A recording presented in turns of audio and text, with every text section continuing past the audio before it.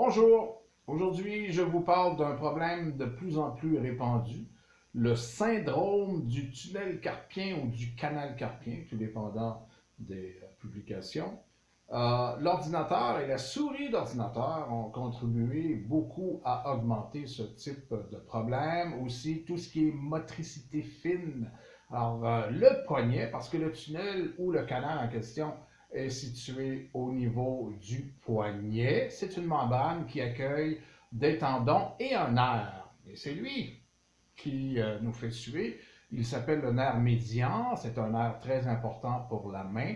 Et dès qu'il est dans le trouble, dans son canal ou son tunnel, il va enfler.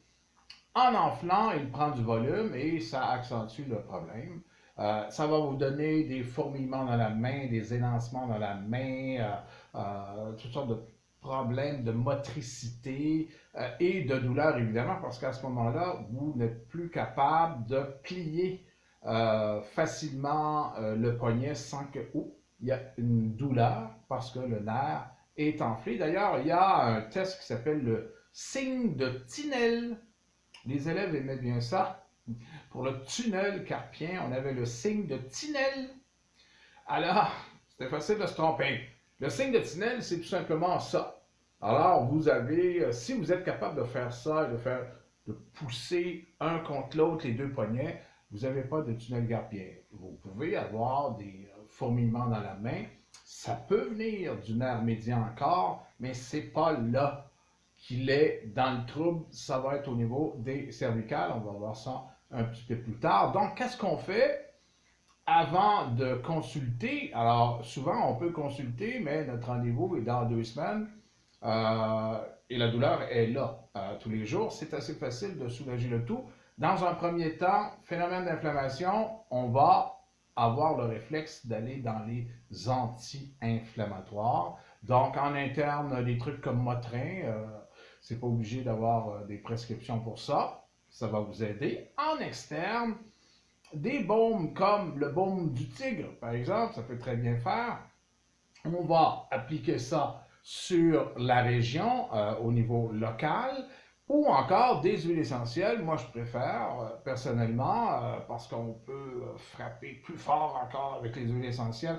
Donc, des anti-inflammatoires, il y a le Golteri ou thé des bois, le bouleau, vous pouvez avoir l'eucalyptus citronné, il y en a plus de 50 anti-inflammatoires pour les huiles essentielles. Je mettrai aussi la girofle comme anesthésiant analgésique, qui est également un petit peu anti-inflammatoire. Et vous appliquez ça au niveau du poignet. Bon, si vous voulez que, parce que ça peut prendre autour de 10 minutes avant que le nerf s'aperçoive qu'il y a des anti-inflammatoires dans le coin, et à ce moment-là, les symptômes vont cesser graduellement.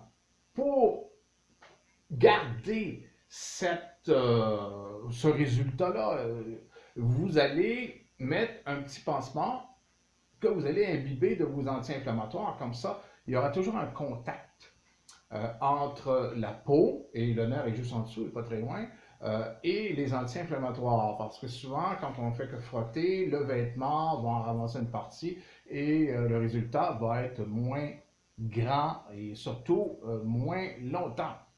Maintenant, petit pansement, imbibé, etc., etc. Dans un deuxième temps, vous pouvez, j'introduis ceci, ce n'est pas un suppositoire, c'est un Moxa, M-O-X-A, que vous pouvez trouver dans des boutiques chinoises. Si vous ne trouvez pas, c'est pas grave, vous allez quand même avoir le résultat, mais pour un résultat encore plus rapide et plus probant, vous allumez ça, c'est assez long à allumer. Une fois allumé, vous allez chauffer un petit peu la région, après avoir mis vos anti-inflammatoires, et ça va aider à faire pénétrer les anti-inflammatoires beaucoup plus profondément que sans le Moxa. Ce n'est pas obligatoire, mais c'est un plus. Aussi, autre plus, vous pouvez, seul c'est difficile à faire, mais si vous avez quelqu'un qui va se mettre en face de vous et qui va mobiliser les deux os de l'avant-bras, c'est-à-dire le radius et le cubitus, qui, eux, sont de part et d'autre de la membrane qui contient le nerf médian. Et tout simplement, la personne va tenter de faire ce mouvement-là. Évidemment, c'est un mouvement que vous ne réussirez pas à faire. Si vous réussissez à faire ça, c'est qu'il y a quelque chose de cassé à quelque part. Mais juste tenter de faire le mouvement va faire que vous pouvez aider à déprendre le nerf médian en question.